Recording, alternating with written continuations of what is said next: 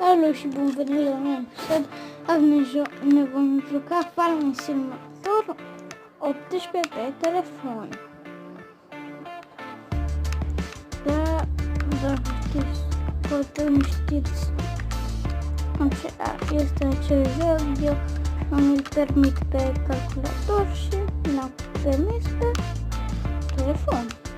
Dar vă întrebați de ce este sunetul ca și la o manetă, care știi sunetul? Da? Bine, să nu mai discutăm despre asta, dar mă joc cu o manetă. Deci mi-am vândut tractorilor și așa fine. Acum trebuie să semăn cu JCB-ul. Știu aproape toate tractoarele pe de rost. Da, și eu sunt fan al Farming Simulator. Mă uit la Barbă Neagră, dacă știți cine este, normal ar trebui să-l știți, nu? Sper să fac un abonat măcar. Numele meu este Panda Gamer 7. Să nu mă judecați că poate am furat un nume, habar n-am. O serios, bă, chiar habar n-am. Și acum, bă, nu găsesc poziția în care să stau. Înțeleg semănătoare de început, what the fuck.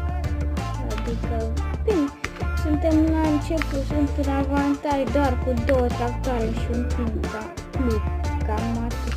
Dar o să fac pe sezoane, maxim 3 luni o să fac, adică 3 sezoane. Cel puțin sper să fac mult progres.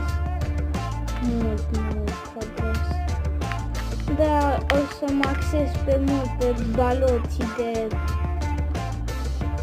de iarbă, pentru că scoți un profit foarte mare. Depinde, adică baloți de iarbă și faci. Nu pe baloții de iarbă, nu, vreau să-mi strâng full, deci vreau să strâng numai o singură grână, adică ceva ce plantez. Canola vreau să strâng, se vinde foarte bine, e pe al doilea loc întotdeauna.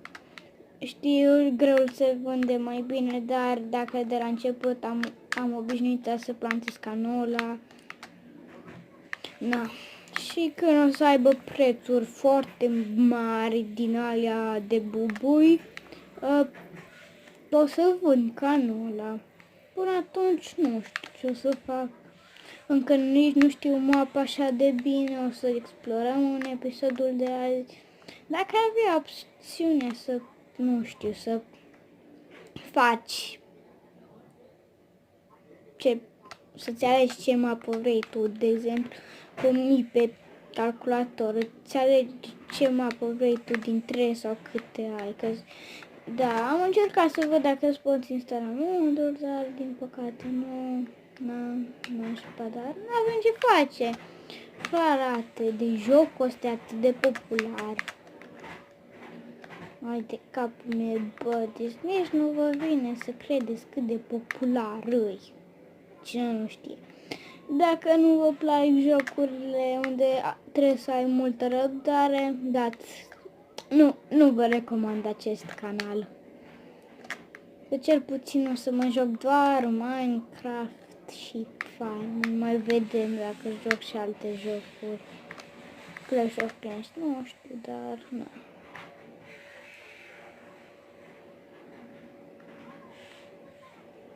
O să pun pauză și o să revedem când amândouă terenul is gata.